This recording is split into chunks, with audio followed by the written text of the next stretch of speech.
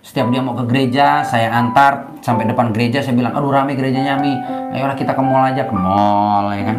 Aduh rame gerejanya, yolah kita makan, yolah kita ke pantai. Yang penting 7 tahun saya berusaha.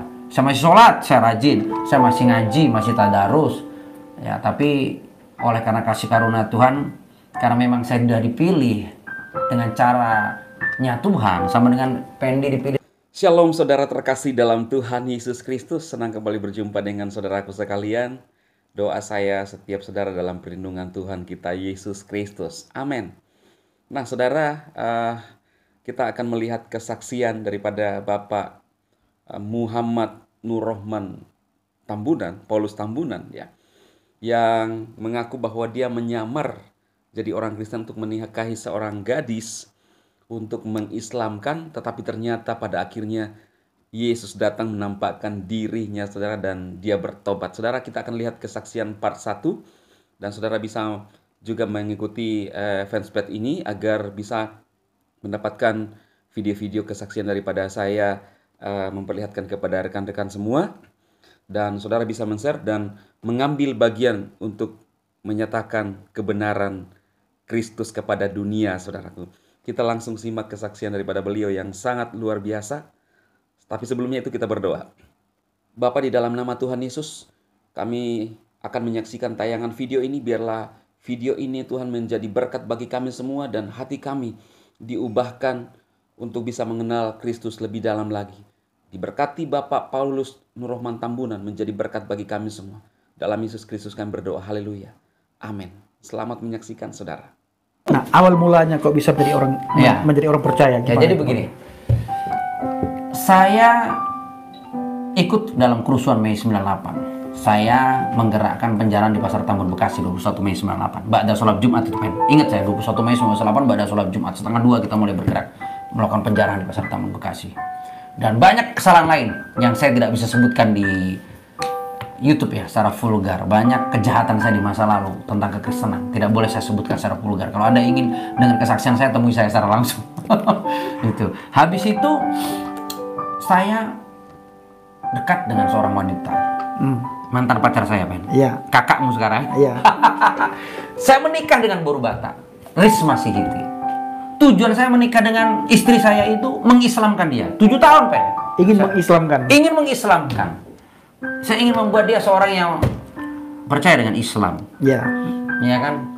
Meninggalkan yang kata teman-teman, kata kita dulu juga bahwa orang Kristen itu menyembah manusia. Betul. Nah, jadi abang ingin membuat kakak supaya menjadi orang Islam. Betul. Mualaf lah Islam. Mualaf, ya kan? Tapi sekarang jangan sebut saya murtadin ya. Saya nggak suka disebut murtadin. Nah, ini paling tahu. Saya anti disebut murtadin. Jangan pernah sebut saya murtadin. Saya bukan murtad. Saya menemukan jalan yang lurus. Amin, amin. Hadda suratul mustaqim itu. Amin, amin. Jangan pernah sebut saya murtad ya, saudaraku. Saya nggak mau disebut murtad. Nah, terus bang?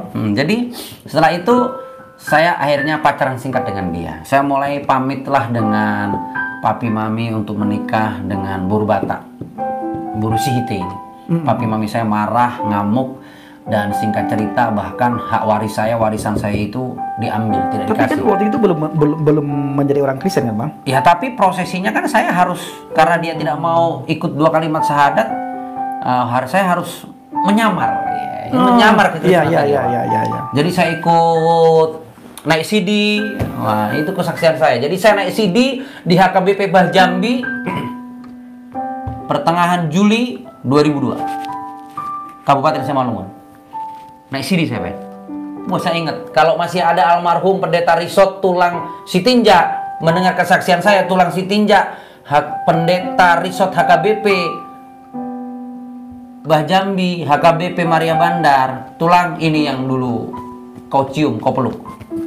Karena waktu itu abang ngucapin naik CD itu Auporsea tu debata Jehovah dan seterusnya, Auporsea atau di Porbadia, aku percaya, iman percaya itu, Pen. Nggak ada satu kesalahan. Nangis Pendeta Risot ini, Pen. Padahal pura-pura. Emang karena kecerdasan kita sih, Pen. Al-Quran aja bisa kita labas kan, bisa kita hafal. Masa kayak gitu gak bisa kita hafal kan? Betul. Sampai dipeluk, dicium oleh tulang Pendeta Sitinja. Beliau menangis. Luar biasa perjalanan saya, katanya bisa tidak salah. on dangadong na salah mandok au porsea hata porsea tugabi jol mana porsea katanya, padahal muluhita halak bata godang dona salah mandok somoninga, seperti itu katanya. Dan akhirnya singkat cerita saya menikah dengan kakakmu 1 Agustus 2022. Sebentar lagi ulang tahun ke 20 tahun nih Ben. Kutunggu hadiahmu. Amin, siap. Jadi habis itu 7 tahun abang menikah, ingin mengislamkan dia terus ini Ben. Setiap hari Minggu dia ke gereja, abang antar pakai mobil ya kan. Karena waktu itu ada mobil kantor, karena saya bekerja di perusahaan. Jadi abang antar ke kantor. Oh tapi sebelum, tidak direstui dari keluarga abang, tidak direstui juga dari keluarga mertua Pak. Keluarga mertua bilang begini, nggak mungkin boruku kasih menikah dengan mujahidin katanya. Jadi nggak direstui. Abang nggak direstui, bahkan hak waris abang sampai sekarang nggak dapat. Banyak malah warisan abang nih Ben. Tapi is oke lah, Tuhan Yesus cukupkan, gantikan dengan kelimpahan. Amin. Nah, jadi singkat cerita hari itu nggak direstui. Jadi kami nikah itu jauh dari kedua orang tua. Ada satu keluarga yang merajakan saya jadi tambunan. Orang tua terkasih saya tambunan, mama urus samosir. Jadi mulu samosir tulang kuduho. Begitu. Jadi kami menikah di situ Ben. Sampai era sekian lama baru dapat restu dari pihak amang terkasih di Dolok Sanggul. Dan saya 7 tahun itu menikah, ingin mengislamkan, berjuang mengislamkan kakakmu. Setiap dia mau ke gereja, saya antar sampai depan gereja. Saya bilang, aduh rame gerejanya Mi, ayolah kita ke mall aja, ke mall ya kan. Aduh rame gerejanya, ayolah kita makan, ayolah kita ke pantai. Yang penting 7 tahun saya berusaha. Saya masih sholat, saya rajin, saya masih ngaji, masih tadarus. Ya tapi oleh karena kasih karunia Tuhan, karena memang saya sudah dipilih dengan caranya Tuhan, sama dengan Pendi dipilih dengan caranya Tuhan, misterinya Tuhan, dengan cara yang berbeda. Singkat cerita, saya sakit parah, demam berdarah, trombosit tinggal 3.800. Bahkan komplikasi dengan sakit yang lain, sudah tidak ada harapan hidup. Tapi hari itu, oleh karena kemurahan Tuhan, saya sudah nyerah. Air zam-zam dikirim, saya minum banyak-banyak pengen nggak sembuh. Karena keluarga masih naik haji kan. Baca surat Yasin, Yasin wal Qur'anil Hakim innaka laminal mursalin, dan seterusnya, nggak sembuh pen. Ayat kursi nggak sembuh pen. Semua nggak sembuh pen. Jadi saya bingung, saya ketakutan setengah mati. Orang yang tidak pernah takut mati ini takut mati hari itu saudara. Akhirnya singkat cerita saya nyerah. Saya bilang siapapun yang bisa menolong saya sembah kau. Puji Tuhan, Tuhan Yesus datang. Dia datang dengan tubuh kemuliaannya. Hari itu abang nggak bisa melihat wajahnya karena masih najis pen. Kan orang yang kudus yang bisa melihat Tuhan.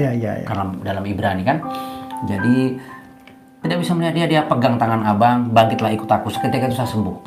Saya bangun pagi-pagi, saya bilang, ayo mam kita pulang. Hah? Kata istri saya kaget, dokter kaget, semua kaget, akhirnya pulang. Tapi singkat cerita hari itu saya masih belum menemukan, belum bisa percaya Yesus itu Tuhan Ben. Nggak masuk akal kita selama 30 tahun lebih Ben. Betul. Ya kan? Menungso kok, menu manusia kok Tuhan. Ya kan? Betul.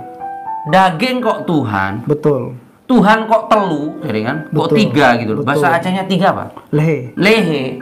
Jadi nggak bener ini. Jadi saya belum menemukan. Saya baca Al-Quran terus, tapi belum disingkapkan oleh Roh Kudus. Akhirnya singkat cerita, saya karena kesombongan menolak Tuhan, bahkan saya ikut dibaptis ini. Saya tanya sama yang baptis saya, wakil ketua sinode gereja besar di Indonesia. Nggak perlu saya sebutkan namanya ya. Yang baptis saya bilang, Pak, mana nama baptis saya? Oh, nggak ada nama baptismu. Nanti mungkin Tuhan sendiri yang kasih. Semua dapat nama baptis. Saya nggak dapat. Oke. Singkat cerita, abang masuk penjara, Ben. Karena penyalahgunaan jabatan di perusahaan, karena kejahatan, menyimpangkan mandat di perusahaan itu. Ya emang jahat saya, masih jahat. Singkat cerita, abang masuk penjara, masuk lapas, teman-teman kena 3,5 tahun, abang cuma kena 1 tahun, tanpa uang sepeser pun. Karena kakakmu menangis, abang juga nyari Tuhan. Di penjara saya dibesuk istri dan 2 anak saya masih kecil itu. Si Putri, anak saya yang pertama itu umur 5,5 tahun, itu bilang gini sama maminya, Roh Kudus itu ya, malaikat Tuhan itu. Si Putri itu bilang gini, Ben, Mami nggak usah sedih. Papi itu belum bisa mengalahkan setan, makanya papi dikalahkan oleh setan. Jadi papi sekarang masuk penjara. Tapi nanti kalau papi sudah keluar penjara, pasti papi akan mengalahkan setan. Dan kita pasti diberkati. Bayangkan, si Putri waktu itu 5 tahun, Ben. Umur 5 tahun. 5 tahun setengah dia waktu itu. Jadi ngomong seperti itu, Ben. Nangis lah kakakmu makin nangis. Akhirnya itu digenapi, nubuat malaikat itu melalui mulut anak saya digenapi. Saya divonis dokter 1 tahun 9 bulan saya jalani. Sebelum saya divonis saya tahu kapan saya bebas, kapan saya bebas dari penjara, tanggal berapa, bulan berapa saya tahu. Saya saksikan dari sel ke sel, 36 sel di lapas itu saya saksikan. Dibilang, orang kafir, murtad, udah gila dia.